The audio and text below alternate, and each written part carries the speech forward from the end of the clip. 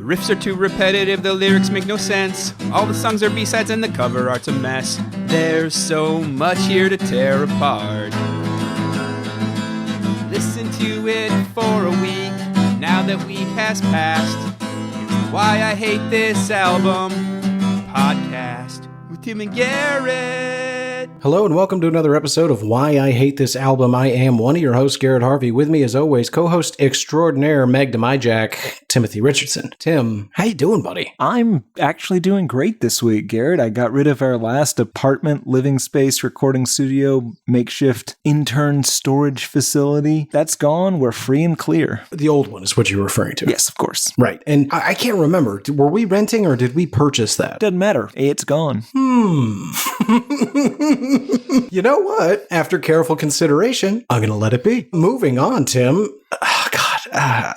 Yeah. Just let it be. Just let it be. We're going to let it be. Yep. All right. This is the week of letting it be, folks. Hashtag let it be. Tim, what song have we been listening to for the last week straight? We have been listening to the not good enough to be a single Weezer song, Cold Dark World, from Weezer's self-titled third album, The Red Album, released June 3rd, 2008. And Tim, after an entire week of listening to this song, I must ask, do you hate this song? I do. I think it's a fine song ruined by a Weezering, if that makes any sense. It got Cuomo'd. Yeah, that's a good way of saying it. Cuomo'd all over it. Rivers Cuomo'd all over it. What's the plural of Rivers Cuomo? Rivers Cuomo's? Rivers is Cuomo's. No, Rivers is Cuomo. Nailed it. Yeah. Anyway, do you hate this? No. No. Even with the Cuomo.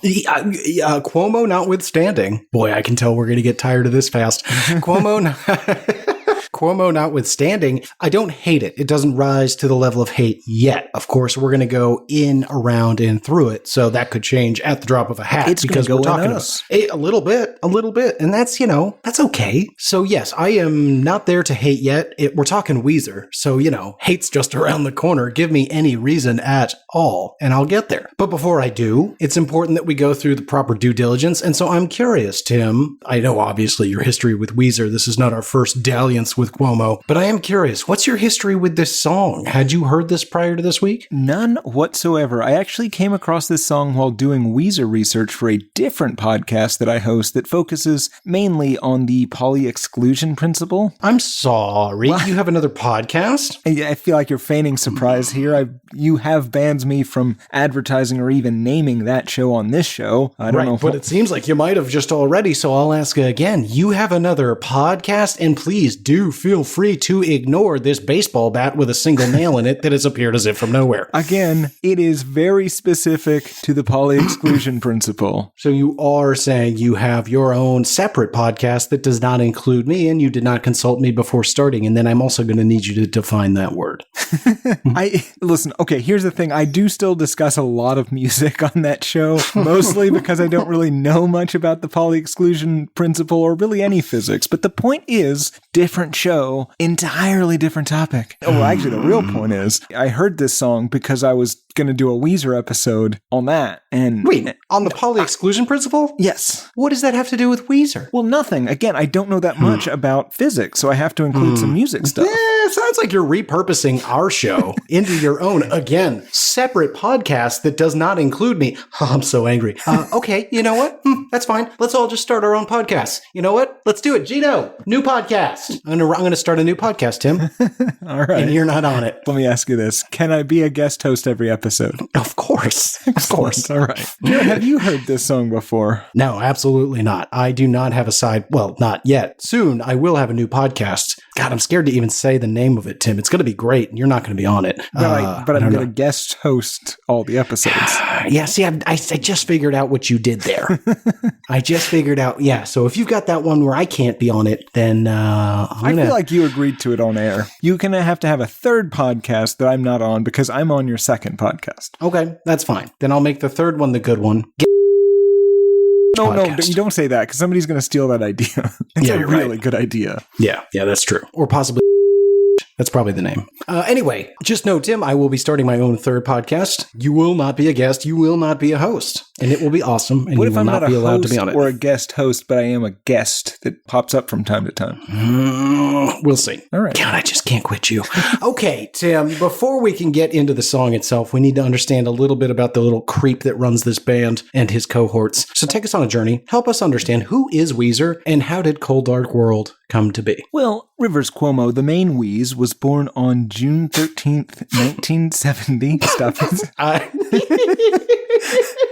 I like that. You know, normally I fucking hate everything you do and say, but the main wheeze, that's good work. Yeah. That's some good work. Yeah, he's got some minor wheezes. It works. Gino, take a note. Tim and I, high five after the show. Shred it, burn it, high five. Hope you don't ruin that high five anywhere over the course of this episode. Yeah. It's yours to lose, buddy. Anyway, born on June 13th, 1970 in New York City to silly hippies, and he was named for one of three possible reasons. Number one, he was born between the East and Hudson Rivers in Manhattan. Number two, his mom could hear a river outside the hospital room as she gave birth. Number three, his father's claim, he was named after Rivellino Luigi Riva and Gianni Rivera, three soccer players that were playing in the World Cup that was happening in Mexico as he was being born. None of these are good reasons to name your child Rivers, though. No, I mean, on the evening I was born, Tim, it may surprise you to learn that there were a record number of tornadoes in the area. It's not as though my name is Tornado. Oh, no. Seems like you were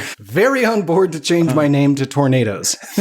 Anyway, so Rivers did not know it yet, but he would grow up to be a creepy Asian fetishist to the point where the country of Japan would willingly sacrifice one of their own citizens to get him to leave the rest of them alone. Exactly, actually, how Godzilla was defeated. I was going to say, Tim, this is a culture steeped in sacrifice. Absolutely.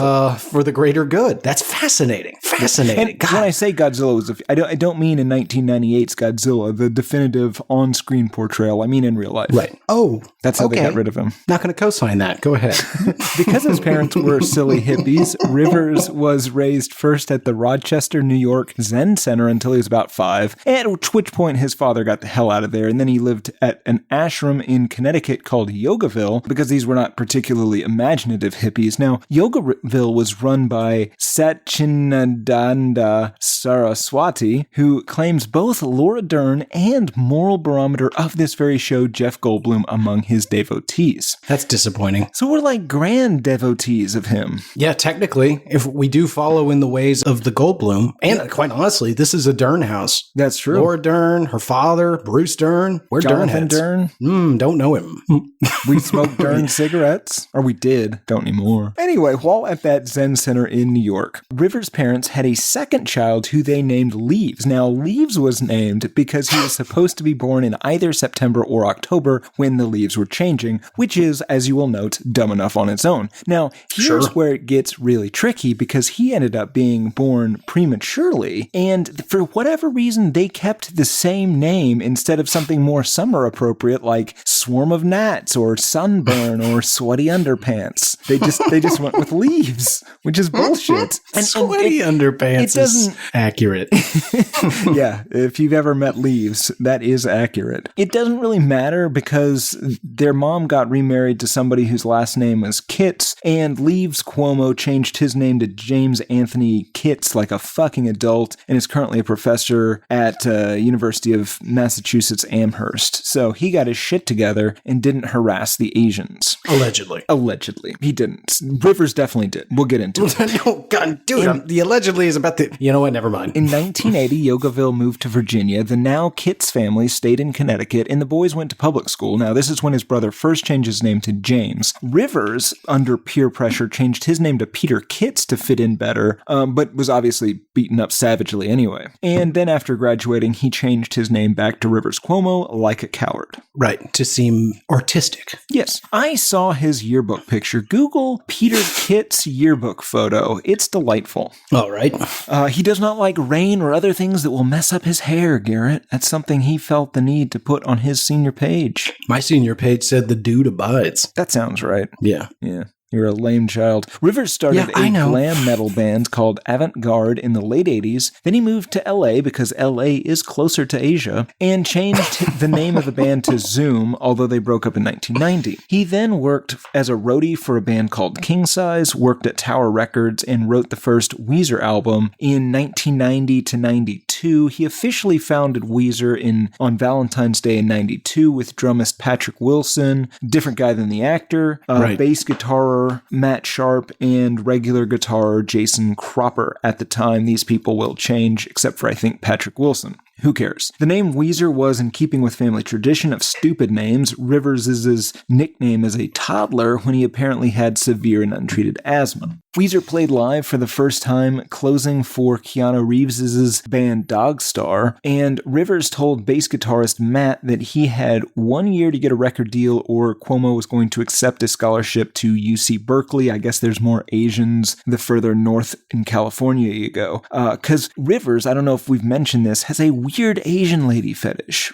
bordering on criminal. Yeah, it's important to state, Tim, that we are saying that, well, we're not even saying, people are saying he's had a number of controversial interactions with the Asian community and various statements about the Asian community that would lead some people, again, not this show, we're really just reporting what other folks have said, to question his potentially sinister motives. Absolutely. I think that's a good way to say it. He is a danger to Asians. Anyway, to the Asia.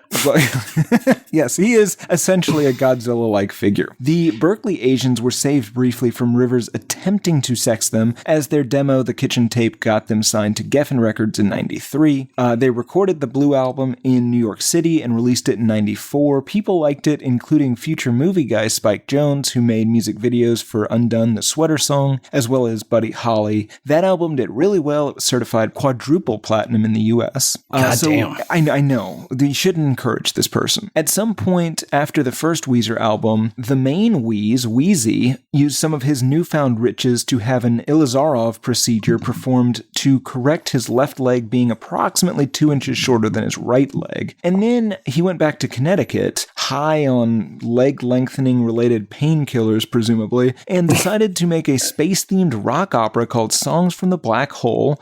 They recorded a lot of that in 95, but then he got into Harvard, and so he went there to hang out with Boston Asian women and abandon the Black Hole songs, instead writing what would become Pinkerton, which was initially hated, but now people think is the best album that Weezer's ever made and one of the best albums of all time, which is, at the very least, debatable.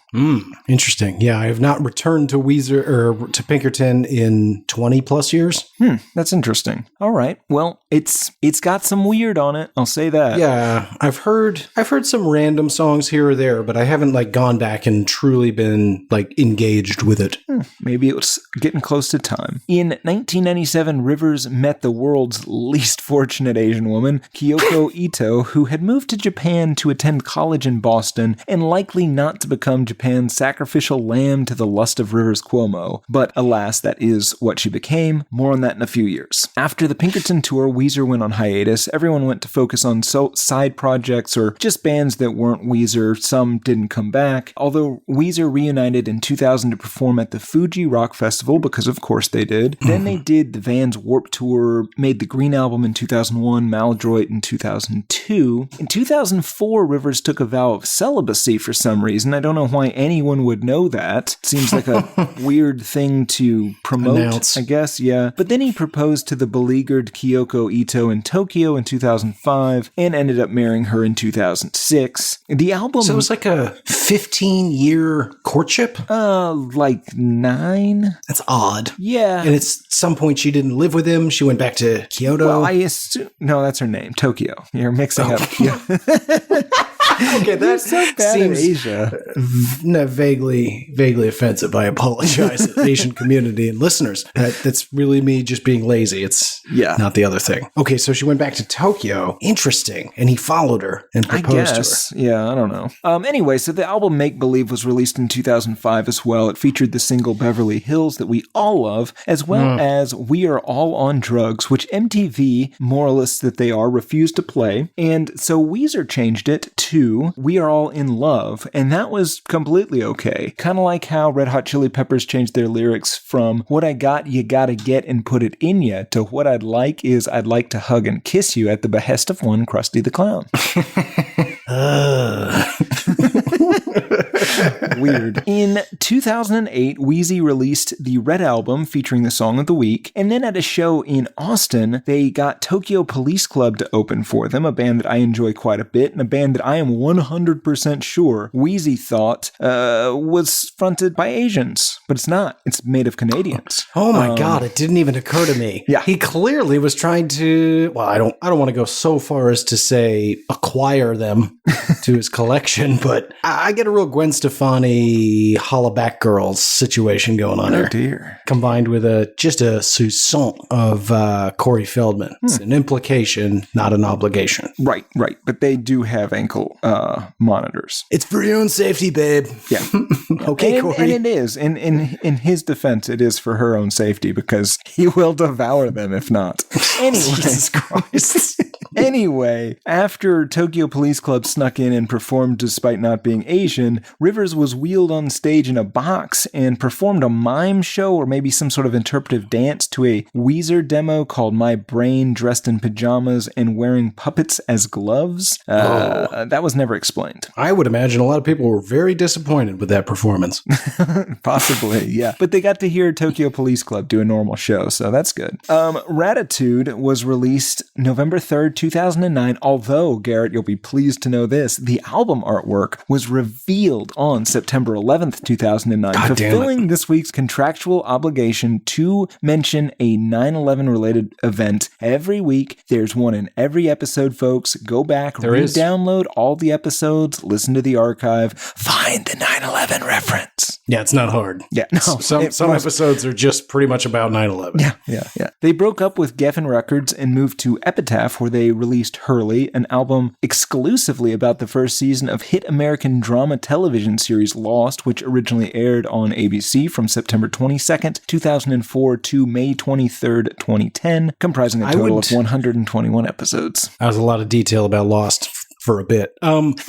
If that album were actually just like 11 songs about Lost, it might be one of my favorite albums. Not because I love Lost. It would at least be weird and fun. Yeah, it would definitely be on this album or on this show. I do have to say, Tim, you mentioned a ways back there, their first live gig opening for the Keanu Reeves band Dogstar. Closing for. Oh yeah, you're right. Wait, so Dogstar opened for Weezer at Weezer's first show? Yes. Oh, that's weird. I assume Keanu Reeves had to go to bed or had to have enough time read Voltaire. or have enough time to find himself a young victim to age while he youngins or whatever he does. I assume sucks that soul. Well, yeah. You just see him, just a wizened old man. And he's like, oh my gosh, Keanu Reeves, would you like a hug? Yeah, I'd love a hug. Oh man, I can't believe no one's... Oh! Yeah, right. It's exactly like the third Indiana Jones movie there, with the face melting. Oh, they melt. I assumed they dried up like a husk. Well, sort of, yeah, but you get to see that skull. Okay, no, I could get on board with that. Yeah, it's a good effect. Anyway, in 2010, a guy named James Burns started a crowdfunding campaign aimed at raising $10 million to donate to the band if they would just break up. I'm tired of it, James Burns explained. Every year, Rivers Cuomo swears that he's changed and that Weezer's new album is the best thing he's done since Pinkerton, and what happens? Another pile of crap like Beverly Hills or I'm Your Daddy. I beg you, Weezer, take our money and disappear. Now, they didn't, although they did offer if they raised $20 million to maybe do a deluxe issue retirement, which is some snark that I don't care for. Yeah, that poor bastard must have killed himself because at this point, they've gone so far above and beyond where they were at that point with their goddamn themed albums. Oh God, I have some bad news for you coming up, but yes. Anyway, so according to Weezerpedia, in 2013, Rivers released a Japanese language album with also Asian fetishist Scott Murphy from the band Alistair that I once saw in concert and who gave me a cigarette. Japanese language album? Yes, here's what I think it is. I think it's a weird siren song to the Japanese. It's a way to lure them in. Oh, yeah, of course it is. Of course course it is. You can't bring your message to the Japanese masses. And I want to be real clear, Tim. I know we have some Asian American listeners or just Asian listeners across the globe. Well, I want to make really clear so that everybody's on the same page here in case maybe you didn't hear previous Weezer episodes. We are not making fun of Asians. We are making fun and really warning the Asian community about Rivers Cuomo. Absolutely. I think for a while they were doing this thing where Scott Murphy, basically Rivers would sit playing a guitar and singing in Japanese in an open house, and as Asians would come in, Scott Murphy would just slam the door behind him. God, imagine that. He's just sitting on the doorstep, like, singing in a poor, probably, well, actually, I'm sure his Japanese is quite good. I'm sure it's perfect. Yeah. And he's just luring them in with his siren song, and they're like, oh, this is lovely. You mind if I... Oh! Yeah. Pulled inside, never to be seen again. Yep. Swallowed in a single bite. Oh, see, now that is interesting. I envision much more of a, like... like a lot of bites? I mean, he could be a lot of bites. I don't know. Maybe he's a biter. I mean, I don't know. My goodness. I don't even remember, to be perfectly fair, I don't even remember the series of inciting incidents that led us to be very concerned regarding Rivers Cuomo's activities towards the Asian community. Oh, you should listen to Pinkerton again. Yeah, no, man. He's trouble. Yeah, but in any event, I envision much more of a Bottle City of Candor situation where these are part of a collection. He's a collector, too. Oh, yeah. So they're like encased in a series of candles. Ooh. Love where you're going with this. But here's the problem with that approach. If you seal up your toys, how do you play with them? Oh, I like that. Ooh, people terrariums. I like that. And I like your idea about Rivers Cuomo. And also I like the idea of people terrariums. And to be clear, it is a typical lizard's terrarium, people-sized. So it's still got like branches and some wood chips. I've always said you want to make prison really seem off-putting. You cut all those dimensions in half. Yeah, you have a lot of ideas about how to make prison worse. I don't know why you keep bringing this up. I just want to make sure people don't commit crimes, Tim. It's cruel. You're a cruel man.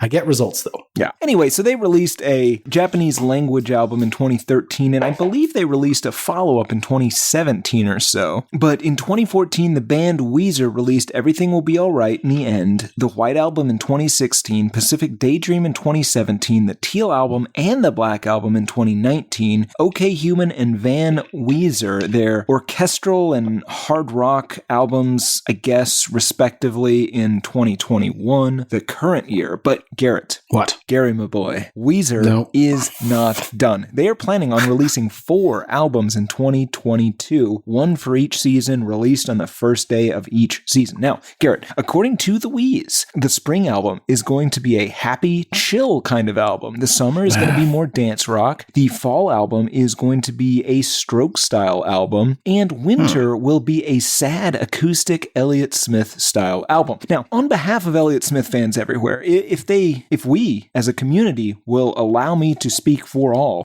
fuck your face, Rivers. I was curious how you were going to sum up a veritable tidal wave of emotions and words into a single statement. Fuck your face, Rivers. Kind of does it. Hashtag fuck your face, Rivers, right? Oh, yeah. Let's get that trending. Yeah. That's fair, Tim. We could legitimately spend the next 6 months on Weezer and all things Rivers Cuomo's. Yeah, we're not gonna. No.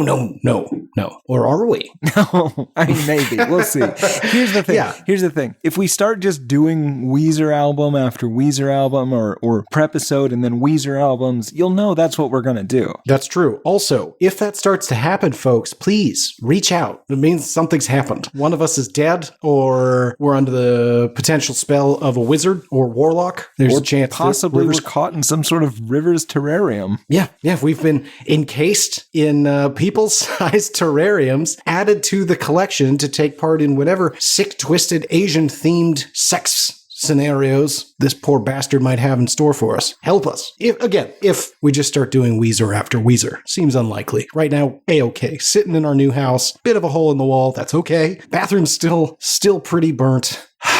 You know what? Maybe the terrarium's not so bad. All right. All Weezer all the time. What else you got, Tim? That's the end. Great. That brings us up to speed. Great history, Tim. A lot of weird stuff in there. A lot of accusations. Hope we don't get sued. Let's throw a big allegedly around the whole I bucket. kind of hope we do. That's some great publicity. Can't disagree. All right. That brings us to the song itself, Tim. Let's give everybody a taste if you're unfamiliar with this disturbing song. Here you go. A little bit of Cold Dark World by none other than the Weezer.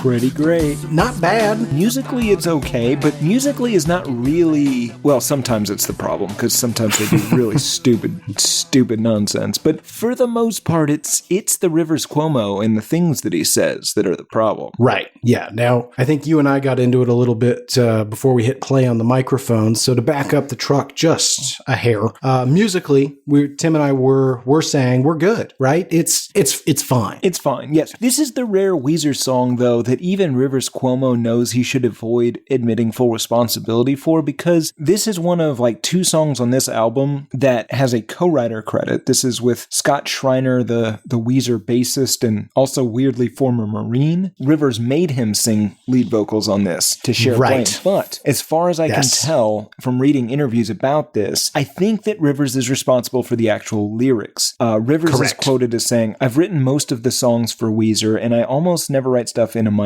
key, but Scott is a very minor key person, so this is a new sound for Weezer. I've been thinking about doing this lyric about love and devotion in a very traditional lyric type of way, but when I combined it with his very dark music, my lyric took on a very sinister tone that I never intended, but we all thought was interesting." To which Scott said, "I wrote this kind of creepy music, and Rivers wrote these kind of happy, positive lyrics, but when you put it together, it made a super creepy song, which I'm really proud of."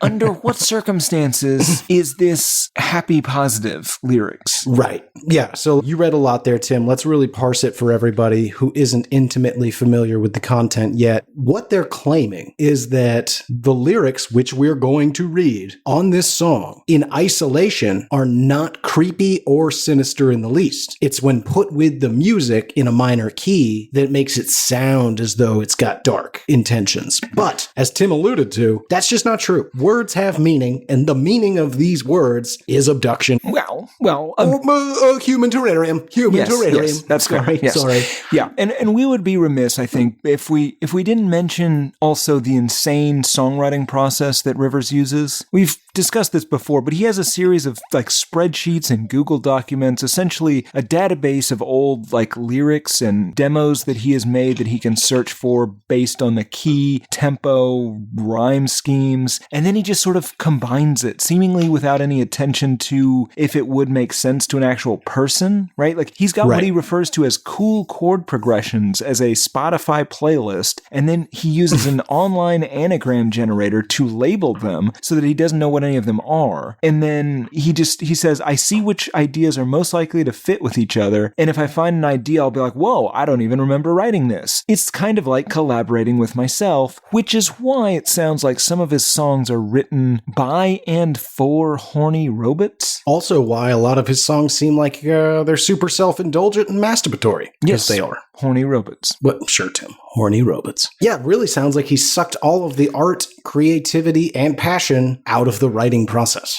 Yes. I think based on this like idea that the lyrics themselves are only weird when combined with the music, I think that he has this idea that this song or these types of songs, because this is not by far the only example of these, they're like the equivalent of like Radiohead's Creep, but they're poorly written and not even close to that. It's kind of a James Blount's You're Beautiful kind of thing, maybe a James Mayer thing. But no one, if you just read the lyrics, because that's what we're going to do, it's impossible for this to not be creepy. Correct. So that brings us to, well, before we even read the words, let's talk about some of did you note the peculiar intensity of Mr. Schreiner? Really hitting the last word on the verse. Yes. Yeah, okay. We'll give some examples as we get into it, which also, again, leads to the question of how do you not think this is sinister? Like, it sounds like somebody is delivering most of this song through gritted teeth or possibly while holding, a garrote wire quite tightly. Oh, yeah, like a very intense whisper as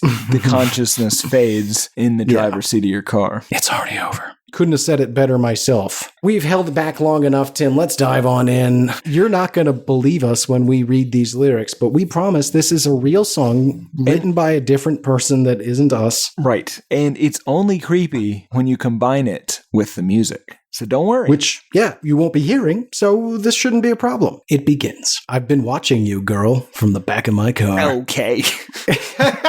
Sorry. Can't even get through a single line. Wow. I see you're unsure of the place that you are. Okay. Hold on.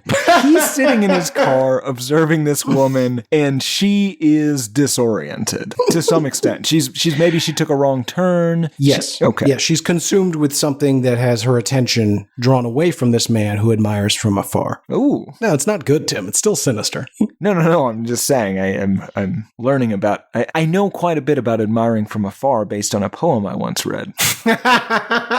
Look, I see her eyes meet me, but a glance is all I get. Oh, I see you're unsure of the place that you are. Groceries spilling up out of your bag, thinking you'll end up a penniless hag. But I see the girl that you are deep inside. So he's watching this woman who is either dropped her groceries or just has a lot of groceries in a bag, and he's putting on her that she is poor. Yeah, or at least worried about finances. Right. And he's saying, but no, I see, I'm Her judging potential. Yes, exactly. Her potential to be A real earner. Oh dear. I mean, it could really go one of two ways. On the one hand, well, it could go, I'm going to put forward three ways. One way, the best way. Let's start with the best way, right? The best way is he happens to be the dean of a local master's program at the college, and he can help her get a scholarship so that she can get a degree and advance her career. No, absolutely not. The best way is that he's a pimp. That's the Best worst. way. No, that's the best way. That's the best way. Best for whom? For her, because then you know the deal. At the very least, you know the deal. Well, You're no, not the going to very be someone's best- human hamster. Sure. Human. Oh, right. Terrarium. That's still not the best. The best is that they have good intentions and okay, something analogous to, here's the number for the local food bank. Okay, that's fine, because your thing, I mean, it's unrealistic. It's very unrealistic. Listen, I said it was the best. I got three scenarios for you. All right. Number two, we're unfortunately back to a Corey type situation where you are going to need to move into that house. Going to need that ankle monitor so we know where you are. Can't have you running off. You do not in any way need to sleep with Corey. That is not an obligation, but it is sort of assumed that you're going to do it. Oh, sure. Yeah, you're going to sleep with Corey, but you're at Rivers' house, so only when Corey's over. The rest of the time, you're... Well, no, I'm talking about a Corey situation. Oh, gotcha. Right. So he's still going to... Now, he's talking about bringing out the best inside you. Hopefully that's not inside your terrarium. That's maybe more of a Corey proposition where, hey, babe, I'm going to help you get into the industry and protect you from people that might, try to take advantage. Could you take your top off? Oh, That sort of a deal. Yeah. I'm picturing more of like the bottle scenario that you were describing. Maybe he's run electric wire through the floor. Oh God. Ooh, even more fun, Tim. Maybe he's got those big magnetic boots like in Face Off. He's magnetized his entire inside of his house, right? So none of his projects get to running off. They can move about freely. They're not captive. It's just very difficult to get out of that house. And, if you do try to step outside the field, you're going to be stuck straight to the ground in those boots. I assume it's more of you can go outside. Those boots are not magnetized. They are bombs, though. Ooh, I like that. Yeah. You know what? That's probably more realistic because we're talking about a Corey scenario, but it's a Rivers world. Yeah, and you can do that pretty easily. You just get one of those, the electric fence kind of things for the dog. Mm-hmm. Yep. And you just, instead of wiring it, or, you take the thing that would originally go on the collar and you just wire that to a bomb and put it in a boot. It's easy. No, that does sound easy. Fun film trivia fact for anyone interested. Those boots in Face Off, Tim, you know where those things came from originally? Mario. That's right. It's a fun one. Maybe everyone knows that now. They were the Goomba's shoes in Mario. Won't you allow me to give you a ride? I can console you and give you a kiss. Show you that you can do better than this. Now the kiss part. Me. Oh, God. The kiss part. Up until now, you could argue he had the best of intentions, only wanted to help this woman who's having a hard time making ends meet, which brings us to our third scenario. Is a pimp, and this is going to be his bottom bitch. Yeah, but again, I think I would much prefer that to some sort of terrarium scenario. Yeah, no, I think I would prefer that to boot bombs. Yeah. In your scenario, I get, double amputee below the knee. Well, yeah, because first thing I'm doing, I don't care. I'm going to run. Yeah, because you don't want to live in a terrarium. Yeah.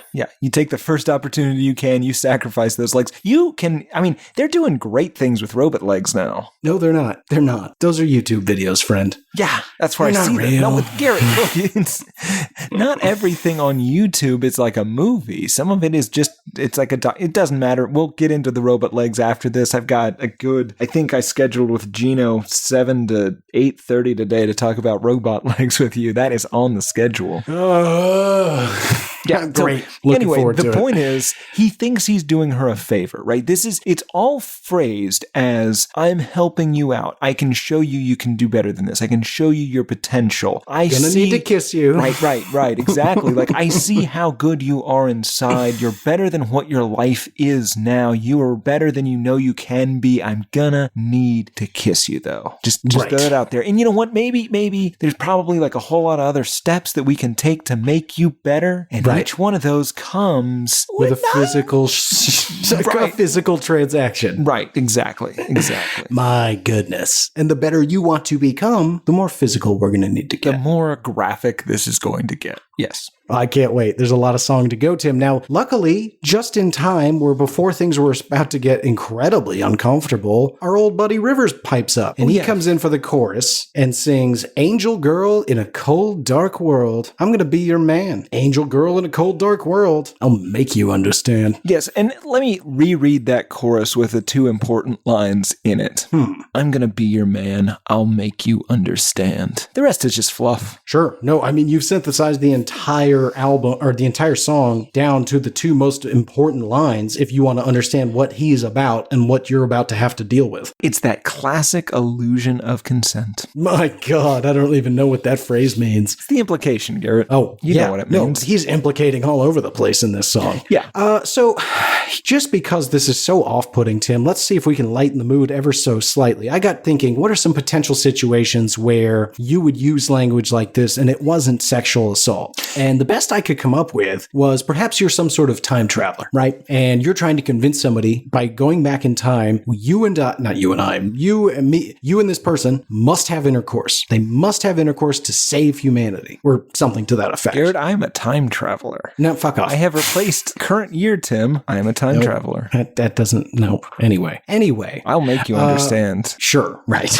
So that's the best I could come up with. But then that led me to a much more fun question. Let's pretend for a moment that a time traveler does come back, and they're not the most attractive person, but they're attractive enough. They're not off-putting, but they're not somebody you would traditionally be like excited to have sex with. What is the most trivial thing you would have sex with a time traveler for in order to save that thing? I'll give you a few examples. Would you have sex with the time traveler? And let's assume again, like, it's not bad, but it's not like, oh yeah, of course I'll have sex with you. Otherwise this is not a fun game. Let's even say slightly unattractive. Would you have sex with that person to save vanilla ice cream? Yes. All right. Would you have sex with that person to save lacrosse in high schools? No, don't care about lacrosse. Me either. Okay. Doc Martens. No, I would have sex with that person to remove Doc Martens from existence. Really? Got a real problem with Doc Martens? What's the deal, bud? I just don't like them.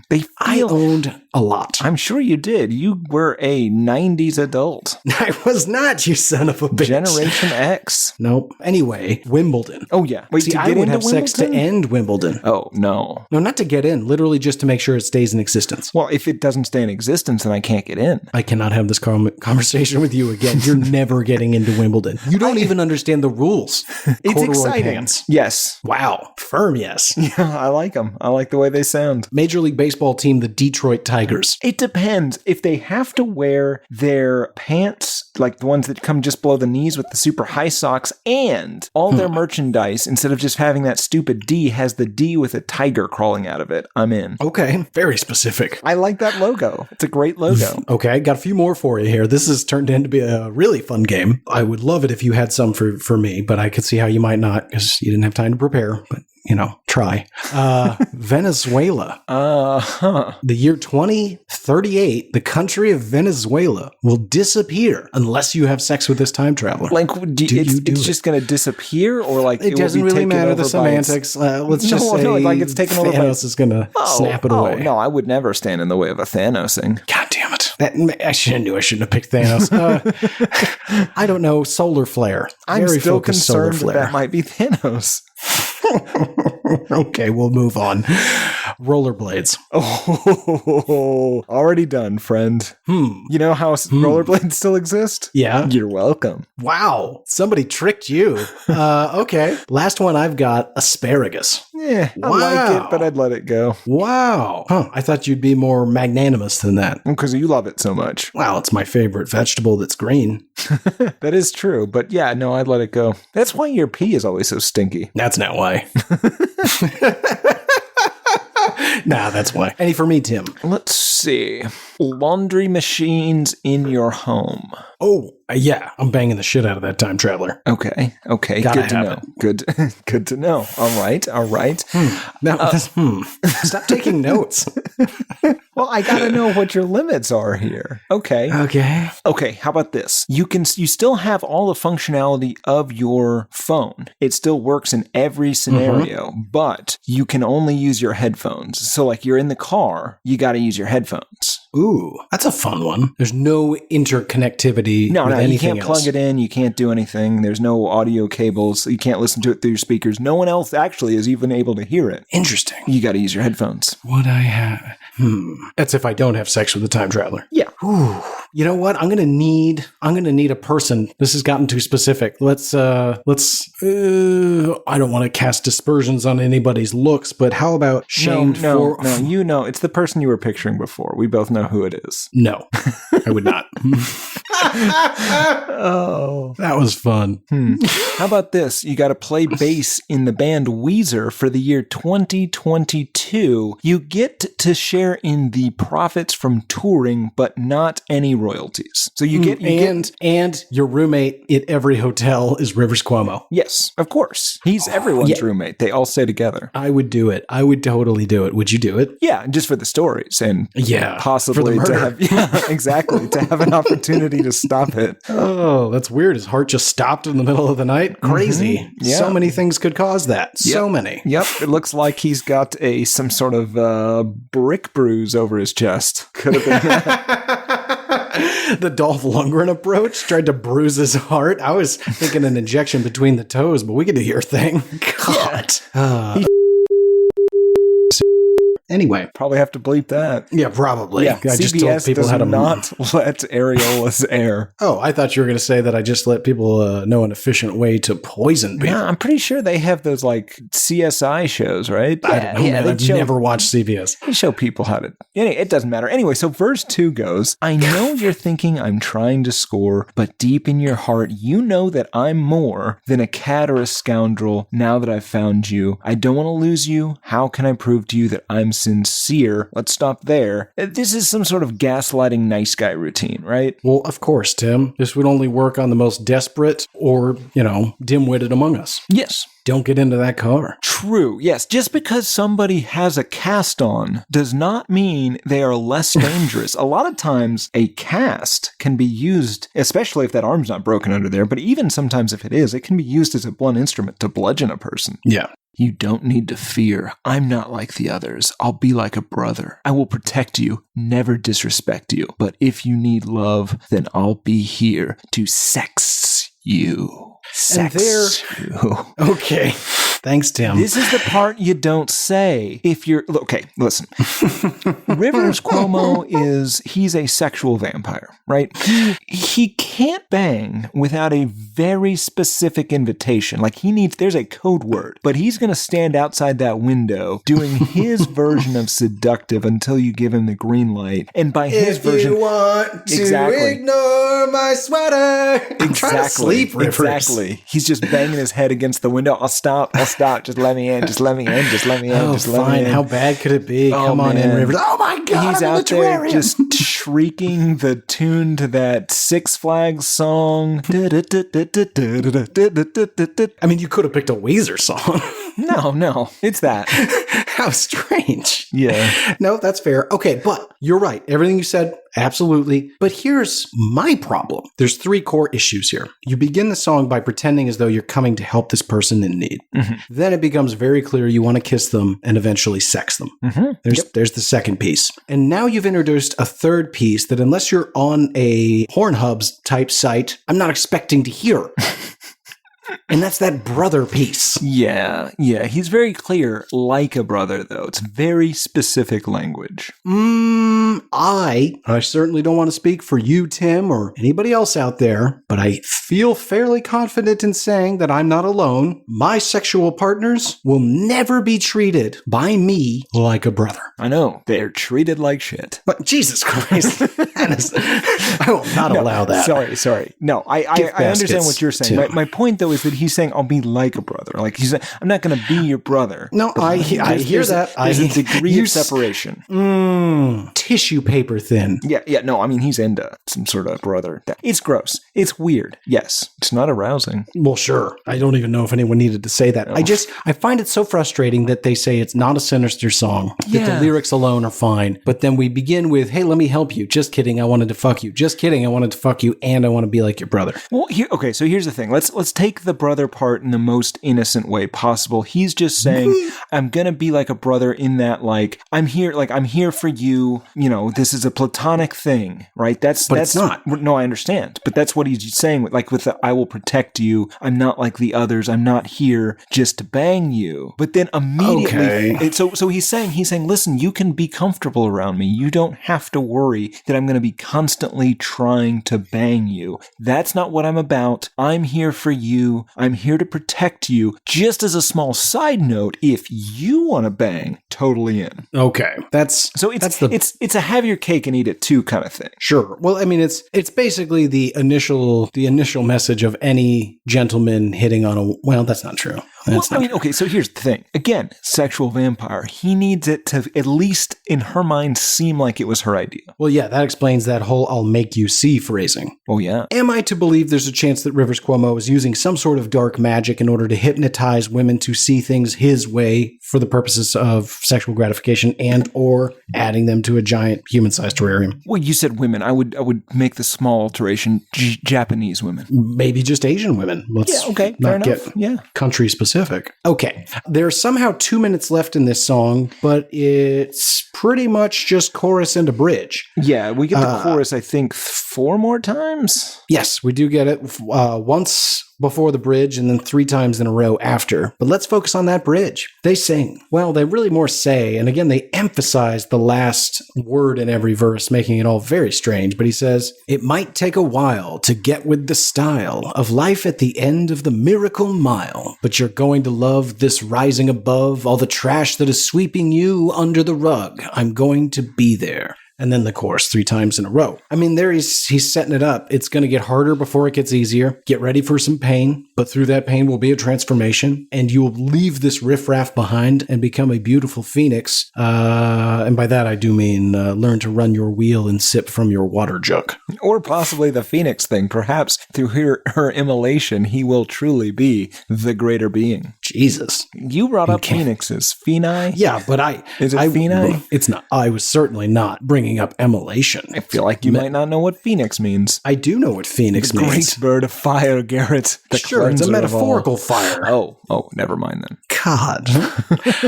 Then Rivers Cuomo begins moaning uncontrollably for a bit. Oh, yeah, that's a good one. It really lets you know that he's here to bang. Or that he's just finished. Yeah. Maybe he just likes to describe what's going to happen. I see you. I've made the selection. I'm going to promise you things. You're going to be lulled into a false sense of security due to my celebrity. I'll load you into my car, bring you to my large warehouse somewhere in Los Angeles, and add you to another airtight, perfectly hermetically sealed terrarium where you'll be able to watch your other fellow toys suffer before I take you out to play with you once in a while. And here's the thing about those hermetically sealed environments. Now, we did have a whole initial crop of interns, and they were at the recording studio. Tread lightly. The recording studio was a separate building from our house. The point is in all of this. Don't completely seal that thing off. Yeah, you need a constant, readily available, well-circulated air supply. Absolutely, yeah. Which we, of course, had always in all of our environments where we had interns left for weeks on end due to a pandemic. Yeah, but we also want to keep that pandemic out. So maybe if the point is just make sure Tim, nobody died. Nobody died is what we're saying. Nobody died. Right, 43 souls weren't lost that day. Right. You're right. Sir. I will say this. I completely agree that 43 souls weren't lost. Nobody loaded them into a series of trash bags, put them in a big truck, labeled it tires, and then mailed it off to Puerto Rico. Nobody did that either. Right. So that's the end. Great way to end it, Timmy. So now that we've been all the way through it, we read every single word, and we did so without the music. Listeners, write in hatePodMail@gmail.com. Did you find any of that, I don't know, the least bit sinister? Yeah. Or was it a loving tale of, devotion and brotherly love with his dick? And if you didn't find it sinister, listen to it with the music and tell us if that makes it worse. But only if you didn't find it sinister just by reading it. Right. And if you didn't find it sinister, first, check to make sure you're not Rivers Cuomo. He does listen from time to time. And if you're not, seek help. Yes. You lack the basic skills to protect yourself in modern society. Tim, how did this do? The Red Album sold 126,000 copies in its very first week, but has only sold approximately 443,000 total copies since then, and it's been like 13 years, so I feel like it's not going to probably get more than that. So this isn't their best. It did hit number 4 in the US Billboard 200, number 2 in Canada, number 15 in New Zealand, number 21 in Norwegian, but Garrett, there was one place this was a number 1 album. Care to guess where that is? Belarus. No, of course not, Garrett. Pause for edit. That's right, Garrett. The one place they had a number 1 album was, of course, Japan. The only place that matters to Mr. Cuomo. His hunting grounds, his wheezing grounds. He wheezes all over that place. Oh my God. There's a whole new meaning to the phrase wheezing the juice. Yes. Yes, it does. Good stuff. That brings us to reviews. What do people think of it? Well, Garrett, for perhaps the first time ever, there are 0 Amazon reviews or ratings for this song, so I've done two things. I've done two things instead. Well, one, of course, is I got some YouTube comments, which I will read after, but also I looked up the 613 reviews on a product that was advertised because I looked at this, which was, of course, the Rivers Cuomo Funko Pop doll thing, which has a 4.9 out of 5 stars on average rating, 94% 5-star, and only 1% 1-star. Amazon customer rated that Funko Pop Weezer out of 10 in 2021. I give him tender kisses every night before I sleep. He keeps the nightmares away. 5 out of 5 stars. And well, that won't keep my nightmares away. Jesus Christ. I don't know if this is something you'll agree to. Would you like to read that review in the classic Japanese accent that you were doing before we hit record today? That's not funny. Alex says, Rivers, why must you mock me? This is from 2020. He won't stop staring. How do I get him to stop? Please stop staring at me with those black, beady eyes. Rivers, I'm sorry for not liking Pinkerton. 5 out of 5 stars. Wow. Complicated. 5 stars. Yeah. Okay, so some YouTube comments on the song itself. This is from Cheech Unlimited from 2 years ago. Why do people hate this song? This sounds so freaking eerie, and it's just a great jam. Anna Lassing from 11 years ago says, it does give me chills, but my favorite part is the I'll be here to sex you, just because the way he holds the X. It is radical. Radical? Yes. I don't know how to pronounce this name. I Googled it. It is the Korean word for either ship or pair. From 1 year ago. Reminds me of memories. Good song. Reminds me of memories. Classic. That's the shirt. Yes. Reminds me of memories. I like that quite a bit. In cursive. Ooh. We could get stationery printed up of that. Nobody would buy that. No one will buy these shirts either. No one's buying these shirts. We make up 200 shirts every time you say that's the shirt. No one has bought one. But then we fail to put them on the website and sell them. Fair enough. Yeah. One last one. This is from 12 years ago by Paul Cole, who wrote simply, "Miss you, Julie." What did he do? Did he? Oh, is it possible? We know where Julie is. Is it possible that he lost Julie to some sort of underground Rivers terrarium? Yeah, she's living in a giant ceramic castle right now. Yeah, sounds nice. Meant for a hermit crab or God knows what. Yeah. God, just begs the question: what's the contractor on that thing saying? Like a big terrarium, but for people-sized. Well, right. I mean, it's the conundrum of all movies. Who's doing the contracting reenacting work on the Batcave, or like those crazy like Ninja Turtles lairs. You just have to kill them, right? Like after they finish their work. No, you definitely have to. Shotgun Batman. You can't trust them. No, of course not. All right, Tim, that brings us to, who's this for? This is for female Japanese people from the ages of 15 to 19. Yeah, that sounds right. Okay, final thoughts. What have we not said about this Nightmare Factory that need to be said? I mean, probably nothing. I really am just looking forward to not thinking or talking about Weezer's creepy music for a very long time. This was truly unsettling. Fair enough. After going all the way through it, I'm curious, Tim, do you hate this song? Yeah, Garrett, I do still hate this. I feel like this song is being used to justify a series of either murders or at the very best false imprisonments, or possibly yes, I do. Do you like the song that justifies false imprisonment in some sort of human-sized, or possibly far too small for a human, but still containing a human, terrarium? Well, when you put it like that, no, I still don't hate it. Okay, Hasn't so risen you're to into those hate. things. Gotcha. No, not into those things, not storing women. God, we don't even have the money. We couldn't if we wanted to, Tim. But to be clear, we don't want to. I want to. Yeah, no, that is important. Nobody here wants to capture people. I'm picturing like Cabin in the Woods. Remember Underneath the Cabin? Yeah. All the monsters. Mm-hmm. Yeah, that. But, with missing people. Oh, yeah, all right. I can get behind that. Yeah. Let's do this. I like your plan. No, not for us. I'm just giving people a word picture for River's thing. We're not going to do that. That Jesus. again, who's building that? That's a good point. Boy, if you're the contractor that takes that job, the entire time you're just like, you're not going to put me in this at the end, right? Of course not. Of course I feel not. like that if you're that contractor, you have some sort of out, right? Yeah, you've got to have some sort of master key or something. Good stuff. That brings us to listener mail. Alrighty, Timbo, do you want to go first or you want me to? I would like you to go first this week. Alrighty. My listener mail is from Carl. Carl's email is titled Taste the Crow. It says, "Hi, boys. I trust this short missive finds you both in fine fettle," whatever that means. I think he's British. Oh, okay. That would explain the Carl with a K. Anyway, it's been some time since we last corresponded, and consequently, I felt compelled to update you on a Garrett-esque memory from my troubled teenage years, circa 1999. Oh, God. Excellent. My friend David, who was objectively a little wiener... That's great. Lent me the eponymous Slipknot album, assuring me it was, quote, fat. At this point, I considered myself a punk purely because I had a NoFX record and wrote Murder the Government on my school notebooks. It was an easy identity to latch onto, and it fit in nicely with my general worldviews that stuff sucked. Also true. Which, in retrospect, it really didn't. Oh. No, stuff sucks. Anyway, to my surprise, I found myself quite taken with one or two songs on the album, not sure which ones now. As an adult, I now recognize they all do suck, although I was particularly impressed by the singer's screaming capacity. Interesting. I decided to find out whether I shared his gift, but was rightly concerned my family would laugh at me if they heard, so I hatched a plan. I like the forethought here, because as a young man who was caught singing by his family repeatedly, I appreciate him creating a safe space where people will not hear him scream. Mm-hmm. All right, so he says, I decided I would experiment with my screaming whilst mowing the lawn. Oh, Carl.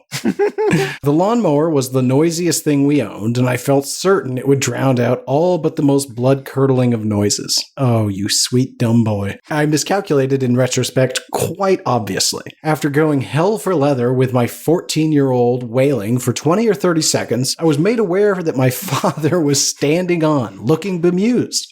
When I turned off the mower, he simply said, "What the fuck are you doing?"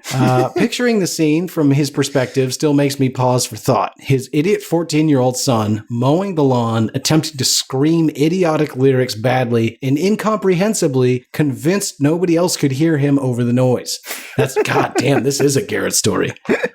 To this day, I'm shocked by his restraint. He should have thrashed me with an inch of his life. Absolutely. So it's not a Garrett story because that's not a Fred story. Right. I'd beat myself up for sure if I could. I have long since turned my back on metal because it's dumb. The end. Tim's a sucker. Shut the fuck up, Carl. That's a good way to end an email. Yeah, I mean, it says STFU, but I don't know those letters to mean anything other than shut the fuck up. So, Yeah. Good email, Carl. What do you got for us, Tim? Well, Garrett, I have a recent song submission that I think we should play. It is called Getcha There by frequent emailer Nico under what he describes as his reggae/trap persona, P-Pop Boy. Don't care for that. But if the name Nico sounds familiar to our longtime listeners, it is apparently not the daughter of Blind Melon singer Shannon Hoon. It is because he, or possibly she, is the one that wrote the Black Parade-inspired Elmo Goes Emo, that if I remember correctly is mostly about various Sesame Street characters being molested, I think. He was also in the wildly unpopular band Sleepovers with Uncle, made a very weird ska/Hitler mashup called Skittler with an album called Mein Kampf, songs in the key of Adolf, a reverse apologetics band that takes popular Christian artists and sort of sexualizes them. I don't think I ever responded to that email, so this counts as a response. Nico, it terrified me. And some other stuff I can't legally repeat on the show, but here is Peepaw Boy's Getcha There.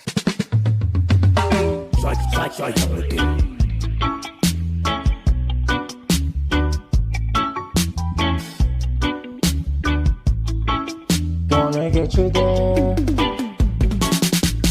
Nutella, car, and Dr. Towel. Sit in a group, gonna work those feelings out. Slit not tasting, crossing 95.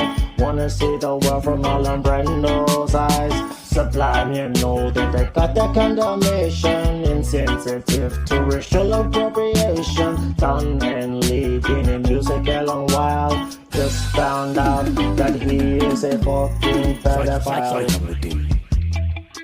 Gonna get you there.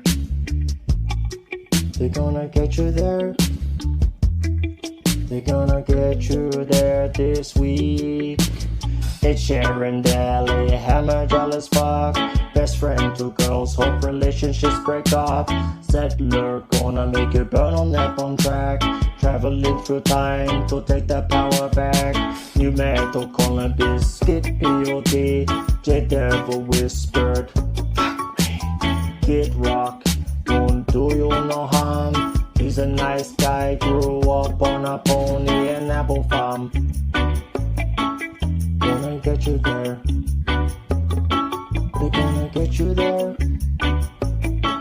They're gonna get you there this week. The Freya shit band with no class. Singing got your bassist flavors brought down the ass. Justin Bieber, he's not me flavor. His music was a young girl savior. Fornication with ice cream, that's Lil Wayne. Loves nothing more than getting that brain. Don't you worry for the safety of 6699. Plenty of guns in his house, think it's gonna be just fine. Gonna get you there. Tim, that was great. It was. And Nico, since we now know you can make music, stop sending us lyrics. You owe the world at least a demo version of that Elmo emo sex album or weird DC Talk Jesus Freak zoophiliac song that you sent us. Don't make Skittler, though. Yeah. Okay. Great, not an email, Tim. That brings us to music news of the weird. Would you like to go first or would you like me to? Oh, well, I would like to go first, Garrett. Okay. Music news of the weird.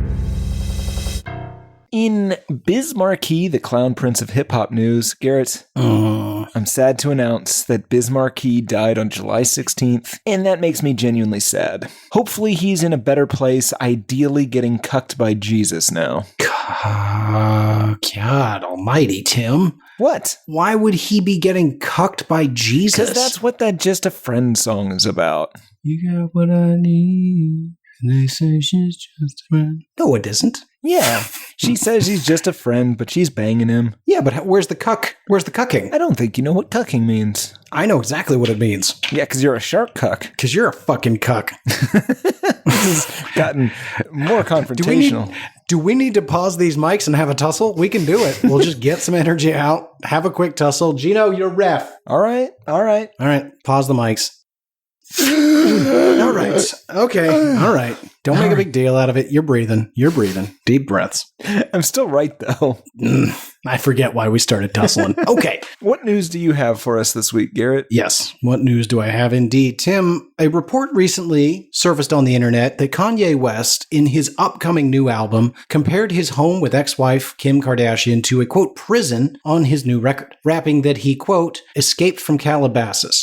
This show can confidently say that this is allegedly not true. The long-awaited album entitled Donda, named after Kanye's deceased mother, is nearing completion. And recently, Yeezy had a listening party with web personality Justin LeBoy and basketball player Kevin Durant, presumably among other people, or possibly in the weirdest party ever. I don't know. Anyway, LeBoy said of the album, quote, Kanye played his new album for me and KD last night in Vegas. The production is light years ahead of its time, and the bars sound like he's broke and hungry trying to get signed again. Any artist who plans on dropping soon should just push it back. He then followed it up with an all-caps review entitled, quote, Album of the Year, end quote. So, Tim, get ready, get geared up. You, me, and Yeezy got a date soon. We're going to get deep into Donda. Ooh, that's probably disrespectful. We're going to listen to the album. God damn it. Okay, but I don't want to. I think there is a chance, Tim, that he circles back around and suddenly he's releasing albums where we're like, well, shit, we can't really do an episode on this. Well, that'd be nice. He has the capacity for good raps. Like, we've really only focused on his downfall, but he is not a bad rapper when he wants to be. Yeah. You know, maybe it was all Kim Kardashian. Here's my theory. I think that she had trapped him into some sort of prison-like home life, and that was just really affecting his raps. You are severely undercutting my news story. It's possible. Nope, you definitely are. You definitely are undercutting it. It's not possible. You are. I know what you meant. Anyway, great story followed up by Tim. Tim, what else you got? Well, Garrett, have you heard of the Montreal band Sons? It's got Of course I have. Yeah, okay. Well, have you heard their new song, See Through? I have not heard See Through. Oh, okay. Well, you should listen to it. It's okay. But the music video, Garrett, the music video is a moving magic eye. Do you remember those from 96? Yeah, it's not a schooner, it's a sailboat. Right. It's that, but moving. What do you mean? Oh, it's a vomit video. Yes, exactly. These God damn it, are all Garrett. the rage. We go to the public vomitarium. We watch some moving Absolutely. objects. We throw up on each other. Somebody takes their dick out. Yeah, very German. Yes, exactly. Yes. But I wasted approximately 60 hours this week trying to get that to work. I have never once been able to get a magic eye to work. My eyes are almost completely destroyed. I can barely see you in the ever-dimming studio lights, which I guess is the newsworthy part of this. I think I need some sort of experimental eye surgery. According to it sounds like the AV Club, there's a grasping hand, a figure falling backward, there's clenching fingers turning into lungs, there's rocks forming into a skull, there's an expressionless face. I saw none of this, but I did have 11 seizures, and I just want to say, fuck you, Sons. You gave me strabismus, or as Garrett thought it was called, well into adulthood, strabismus. fuck off. That's fair. Yes, so that is my second story. Garrett, do you have a second story to share with us? How have you gotten worse at this? Yes, I do. Fuck off. Would you like All to right. share your second story? Yeah, I will handle the transition, thank you. God damn it. Tim, are you familiar with the Foo Fighters' new disco side project, the DGs? No, but I'm in. Get on board because they have shared their debut album, Hail Satin, for streaming platforms. Previewed back in February, the band takes on the Bee Gees' You Should Be Dancing. The album originally arrived as part of Record Store Day on January 17th. Did not know that happened this year. It features 4 Bee Gees covers, a rendition of Andy Gibbs' Shadow Dancing, and 5 live versions of songs, unfortunately, from the band's latest studio album, last year's Medicine at Midnight, or as it's known around here, what? Yeah. Tim, have you tried to listen to Medicine at Midnight? I haven't. Yeah. They're like Pearl Jam. They're essentially a classic rock band in my mind, which means I Just have the no hits. need to listen to any new music, but I'd be happy to see a show. Like, It's a great way to put it. Also, for my money, Foo Fighters, really good live show. yeah. Well, here's the thing: Dave Grohl has somehow limitless energy. Yeah, what and is that? He's got like Nirvana energy when he's doing like an acoustic song, and it's weird. And it works. Yeah, it does. Yeah, I've seen you and I have seen Dave Grohl in a couple of incarnations, right? We saw him as them Crooked Vultures I don't think at I ACL. ever saw. Oh, I must have been Sans Tim. Maybe a different Tim. That is rare. I wish they would come out with a new album. That's fucking great. Yeah. Anyway, so look for that, Tim. I'm excited. I'm going to listen to it tonight. I have not heard it yet, but Well, if you're going that to seems listen like a to it, thing. I'm probably going to listen to it, I guess, right? Probably. Or I may just sing along and you can kind of get the gist from that. All right. Tim, what's your next music news of the weird story? Well, Garrett, in Sexy Pistols news, there is a mini-series being made about the Sex Pistols based on Steve Jones's memoir, Lonely Boys, Tales from a Sexy Pistol. Now, John Lydon, or Johnny Rotten as he is known to Garrett, called the miniseries the most disrespectful shit, which is very odd coming from a Sex Pistol. You'd think that they wouldn't. Johnny Rotten should not be offended by something. Easily offended. Right, exactly. Anyway, he is refusing so far to let them use any actual Sex Pistols music in there, where technically the Sex Pistols are supposed to have a deal where you just need majority of the band members or the surviving band members to vote, and then they can do whatever the fuck they want with the music. But he is somehow stonewalling all of this, so Steve Jones and Paul Cook, in conjunction with Glenn Matlock and the estate of Sideric Vicious, are suing Mr. Rotten to get the music actually available for the miniseries. Now, fun side note, apparently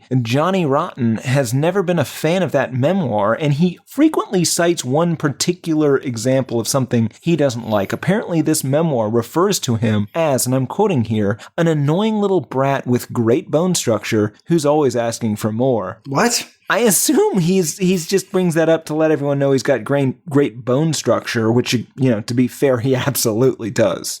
Cheekbones for days. But I'm not sure how it's relevant in this case. Yeah. It's like whenever, you know, I call you a handsome asshole. Right. You're being a very perplexing insult. Exactly. Yes, you're being handsome, and I'm just throwing asshole on there for no reason. Oh, that's that was You've got great bone structure too. You just covered up with that filth beard. right. Yeah. No, I don't really like it when you comment on my jawline, so I've tried my best to obscure it. I'm gonna shave your face. Please don't do that. How about this? Tim- Let me shave it with one of those groin shaver products that they want us to try out, and then we can tell them it works, and we can show your horrifically scarred and cut face, and we can assure everyone that's not from the product, that's because you were fighting me. Your plan is not great. If you shave my face, I fear the escalation that will follow. Just know that. I mean, Not like I fear on both our behalves. I honestly, I'm not that afraid. I don't have that much hair to shave. I am mostly smooth. It will be disproportionate and finite. Oh, so you're going to burn my hair off? Oh my God. I'm You're going to burn my take your hair off. face. Oh. I'm going to take skin. You don't have facial hair, so all I can do is take that skin beard. Oh. I'll I don't want leave the that. cheeks and the forehead and the nose and the lips. That's, well, not You know the top what? That's lip. actually fair because I was going to damage that skin pretty severely Yeah. with that shaving Yeah. anyway. So it's, I Yeah. mean, that is fair. Garrett, what other news have you for us this day, this fine day? I believe this will be your third story of the day that you are going to tell us for. You're still talking. That's my favorite one today. Well, Tim, to keep the segment truly on brand, I've got a weird story for you. Let me take you back to 2009. Steven Tyler had just taken a nasty fall off the stage at the Sturgis Motorcycle Rally on August 5th in Rapid City, South Dakota. Oh, we saw Breaking- that live. I saw it live. Anyway. Yeah, I don't think I was with you. Anyway, in the incident, he broke his shoulder and brought the band's tour to a very abrupt and unexpected end. Reports later emerged that Tyler hadn't been speaking with his bandmates and hadn't actually had any communication with them for several months. He had hired his own management in the interest of launching a solo career, which at the time he was referring to as, quote, Brand Tyler. Gross. Yeah, thank you. Assuming Steven was done, they began looking for a replacement singer. Some of the names reportedly on the short list included Lenny Kravitz, Paul Rogers, Chris Cornell, Billy Idol, and, depending on who you ask, Sammy Hagar. According to Hagar, quote, Joe Perry tried to get me to join that band, and the management asked me to go to South America and try it out. I got down to Cabo. I really relaxed and thought about it. I was listening to all the tunes and all this stuff. I was thinking, living on the edge, I'll fucking kill that song. And then I woke up on the beach and said, you know what? I can't do this. So that was it. End quote. When asked about the potential for Hagar to join the band, Perry said, quote, the whole looking around for another lead singer as soon as that raised its head, and I don't know where it was quoted, but I'm usually the one on the other end of the phone when it comes to Aerosmith stuff, and I don't even know if I talked to Sammy. You know, we knew him and stuff, but he's a really mellow guy, easy to get along with. He definitely has the pipes to interpret Aerosmith songs. I can see that idea had been floated, but we also had a very short list of other potential singers at that point, and I don't think he was on it. End quote. I combined about 6 quotes there, but you guys get the point. Turns out, Tim, though, it was all moot because they patched things up and released Music from Another Dimension in 2012, an album I feel pretty confident in saying no one has ever heard. Nope, and no one will ever hear because, and this is true, it is beneath even us. Ooh, I don't know if I'm ready to commit to that. God damn it. All right, next week. Nope, I got plans for next week. Tim, any other music news of the weird? Well, I have one last news story, and this concerns a friend of yours. In 6699 is Still Alive news, 5 members of his private security team were indicted on charges of robbery and criminal impersonation like 4 days ago, I think, when we're recording this. So apparently all of this stems from an incident in which 5 of them chased a guy in Harlem with flashing lights and sirens, basically claiming to be the police, and they should really have known better given that one of them was a former NYPD detective, and then they stole and broke this guy's phone, presumably taking a picture of 6699 or something, possibly having some sort of, you know what, it might have been legitimate because there's people that are after him and taking pictures of him he should be in hiding, is my point. We should shave that guy's head and burn those tattoos off his face, but you can't just pretend to be the police and steal stuff from people. And then the retired NYPD guy claimed that the victim had threatened to shoot them, all in service of one of the 1,047th worst people on the planet. Yeah, that's really interesting. He was going to kill us, so I took his phone and smashed it. Yeah. No, we left him with a gun, though. Oh, you didn't find a gun on him? I'm sure he had one. Anyway. Yeah, probably swallowed it. Garrett, do you have any further news correspondence for the program? Couple quick anecdotes, Tim. This is still weird, but it's not quite news. Are you at all familiar with John Mayer's new album? Just got released? No. It's called Sob Rock. That sounds right. That sounds like a description of his music. Giant hands. It's got real 80s vibes, man. I'm picking up a real, like, Hall & Oates feel. Like, I've got high hopes. I haven't heard it yet, but the cover, Google the cover when we're done. I mean, it looks like he's doing, like, a Lionel Richie circa 86 thing. It looks awesome. The other thing I wanted to bring up is just a very small anecdote, and it comes, like, fourth hand. So this story comes via Mark Maron, via Rick Rubin, via Tom Petty, and it's about Bob Dylan. Apparently, while working on the Wilburys album, it was George Harrison, Tom Petty, and Bob Dylan all sitting around working on a song. At some point, George Harrison gets up to go to the bathroom or have a cigarette or who knows what, and in the most serious tone of voice he possibly could, Bob Dylan casually leans over to Tom Petty and goes, you know, he was in the Beatles. God, you know what? That guy deserves his Nobel Prize. Yeah, that's a fucking funny story. Any other music news of the weird for you, Tim? No. Fantastic. Let's go out on a high note then. That brings us to what I dread most in my week, the announcement of what album we are going to be listening to for an entire week straight before we come back here and give it the full compliment. So, Tim, what process are we using these days to choose which album comes next in the big list? I know we don't just go top to bottom. No, it's mostly paintball related. Ooh. Is that the every intern wears a t-shirt with an album suggestion and then whoever has the most points at the end? And by that I mean paintballs. That's the album we go with? So essentially, they're all ranked based on their paintball playing abilities. And then we have an inverse list of the albums that we would like to do. So we assign the person that's best at paintball with the album we'd least like to do because he's least likely to get hit. But essentially, it's the person that gets hit the most. That's what album we do. Got it. Okay. Well, who got hit the most this week, Tim? Oh, we didn't actually do that this week. I changed it at the last minute here because I remember you telling me halfway through this episode, Garrett has not heard Weezer's Pinkerton in what he claims to be 20 years. So we hit some low-hanging fruit this week. I think it's only fair that we get the other side of that coin, the Weezer album that is generally accepted as good. We're doing Pinkerton.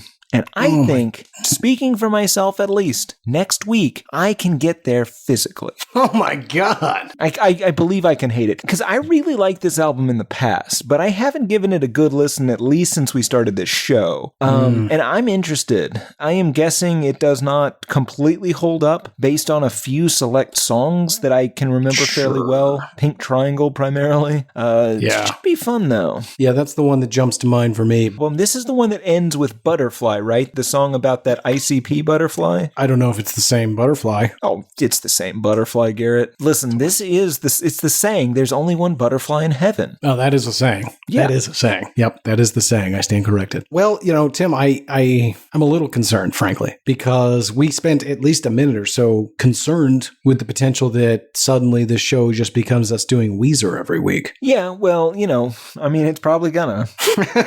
You're so quick to acquiesce. Yeah, look, man, they're short songs. Who gives a shit? Well, this should be quite a week back to the world of Rivers and his Cuomo. But that's going to do it for us this week. As always, folks, we really need you to go out to the old Apple Podcast app, give us the 5 stars, write whatever you want, and if it's funny or clever or insulting enough, we'll read it here on the show. But first, you got to get those 5 stars in there. It's super important. It really is the best way to help the show for now till we get the Patreon working. So please support us. Also, if you go to hatepod.com, you can get almost every episode we've ever done in every format you could possibly want. I haven't updated it in a bit, but I promise I'll fix that soon. Take some time. We need a new website.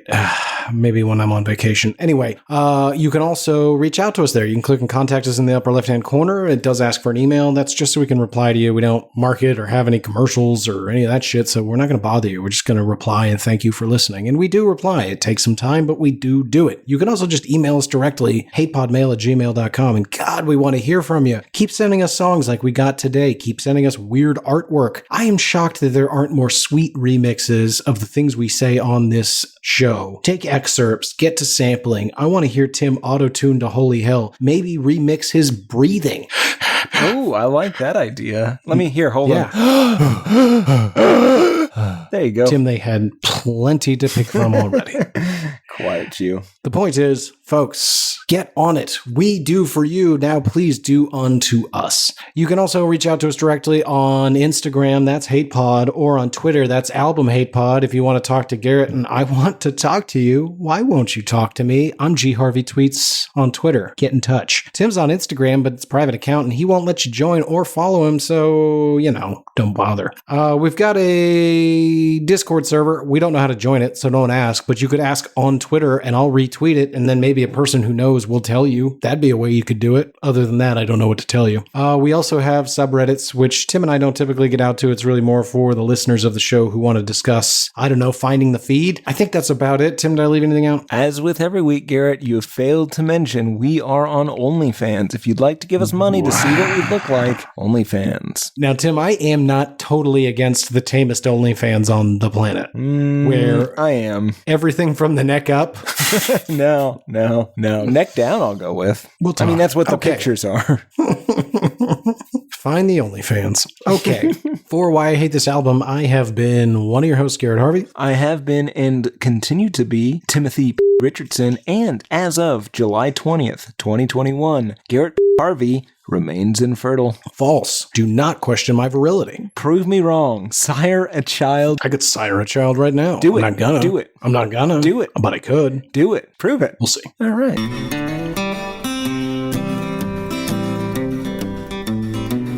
There's cowboys running through my dreams.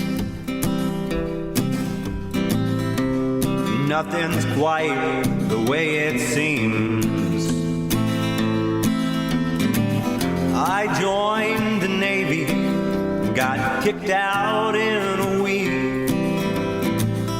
My facial features aren't distinct. Try to find some meaning in these songs.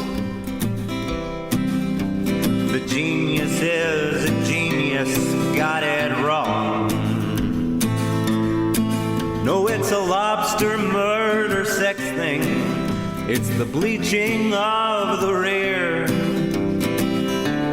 A full assault on both your ears. The riffs are too repetitive. The lyrics make no sense.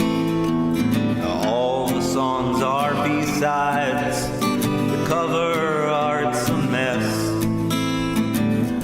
Listen to it for a week. Now that week has passed. It's the Why I Hate This Album podcast with Tim and Gary.